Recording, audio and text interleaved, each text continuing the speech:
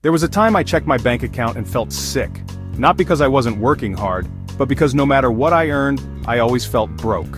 But here's the thing, it wasn't just about money, it was about control, and how I used spending to cope with stress, not solve it. Some days after navigating a particularly challenging workday, I'd find myself spending $30 or even more, almost impulsively, just to grasp at a fleeting sense of feeling better. It was a temporary escape, a quick fix for underlying stress. Then, on other days the pendulum would swing in the opposite direction. I'd find myself obsessing over even a small $5 purchase, scrutinizing every penny, and still be consumed by feelings of guilt and regret afterward. It quickly became clear that it wasn't actually about how much money I had in my account. The core issue was about how little peace and stability I felt in my relationship with money. It was a constant battle. The real underlying problem wasn't my income level, it was the emotional spending, the financial chaos that ensued, and most importantly, the negative story I was constantly telling myself about my abilities and worthiness. That story was a self-fulfilling prophecy. I'll never truly get ahead financially, I'm just inherently bad with money and there's nothing I can do to change it. That deeply ingrained story kept me stuck in a cycle of anxiety and financial instability, until I finally made the conscious decision to challenge it, rewrite it, and create a new narrative for myself. I realized that trying to overhaul my entire financial life overnight was setting me up for failure.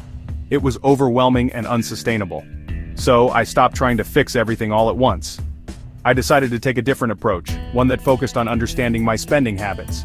And instead of focusing on strict budgets or complicated spreadsheets, I started tracking one thing: how I felt when I spent money. It became a journey of self-discovery, linking my emotions to my financial decisions, not the dollar amount, the trigger. What was prompting me to reach for my wallet? What void was I trying to fill? Was I bored and seeking stimulation, tired and craving a quick pick-me-up, or perhaps overstimulated and looking for a comforting escape? This awareness, this simple act of paying attention to my emotional state, changed everything. It was like shining a light on hidden patterns. I didn't need to cut out coffee entirely or cancel everything I enjoyed in life. Those things weren't inherently bad. I just needed to pause long enough, even for a few seconds, to understand what I was truly avoiding and what I was really craving.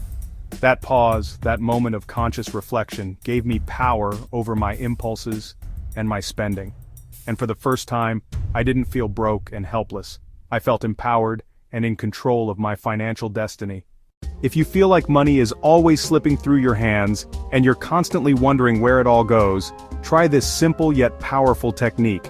Don't punish yourself for past spending habits or perceived failures, just pause. Take a moment to breathe and center yourself before reacting. Track how you feel both emotionally and physically when you spend money. Note the circumstances surrounding the purchase. This awareness of your spending triggers is the first real budget, a budget of the mind. And the best part is, it's completely free. It's about understanding your patterns. The Calm Hustle is about cultivating habits that bring peace, clarity, and intention to your financial life, not pressure, anxiety, or guilt. So if you're working on improving your relationship with money and cultivating a more positive mindset around your finances, hit that subscribe button. I've got more content coming to help you feel calm, empowered, and in control of your financial future again.